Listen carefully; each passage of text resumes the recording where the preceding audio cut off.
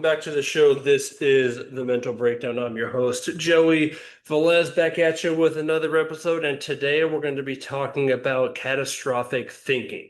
So it's that moment when one mistake suddenly feels like the end of everything. You know, whether you're golfing and say, I missed that putt, I completely blew it.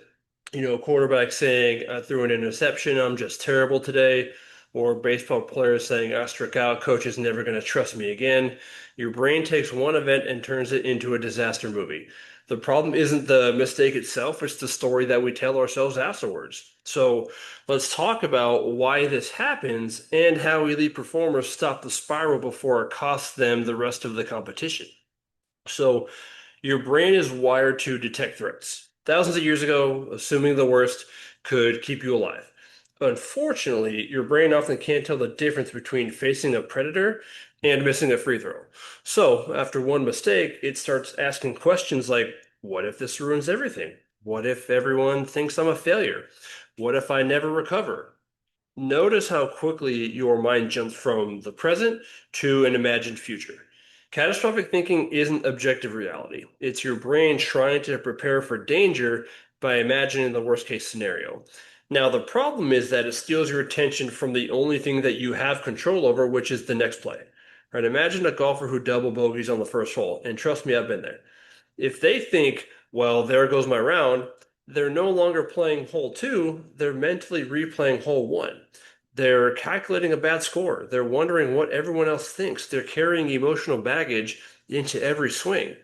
Now, compare that to another golfer who says, that hole is over, my job is to hit this next shot. Same mistake, different response, completely different outcome.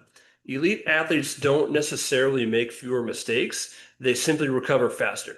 And research consistently shows that athletes who can regulate their thoughts and emotions bounce back more effectively after errors because their attention returns to the task instead of staying stuck in the past.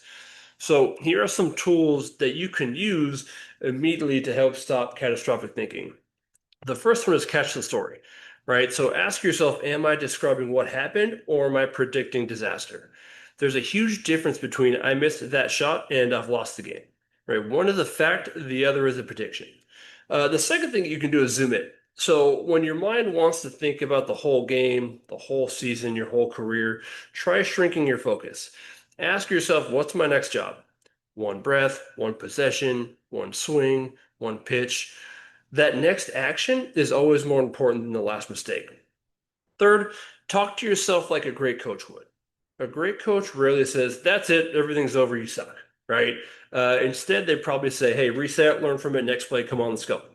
Right? So give yourself that same kind of coaching, not because you're lowering your standards, but because productive self-talk is going to improve your chances of performing well on that next opportunity.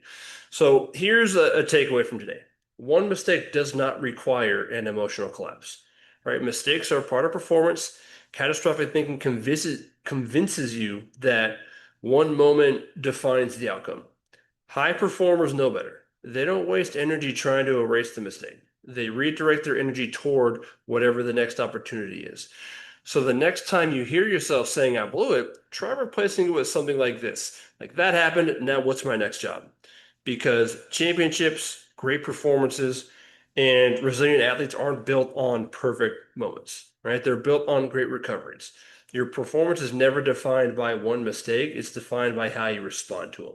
And that's what I have for you all today. Okay, thank you all for stopping by. Thank you all for listening. Don't forget to download, rate, like, share, review, all those things. The podcast, share with some family and friends.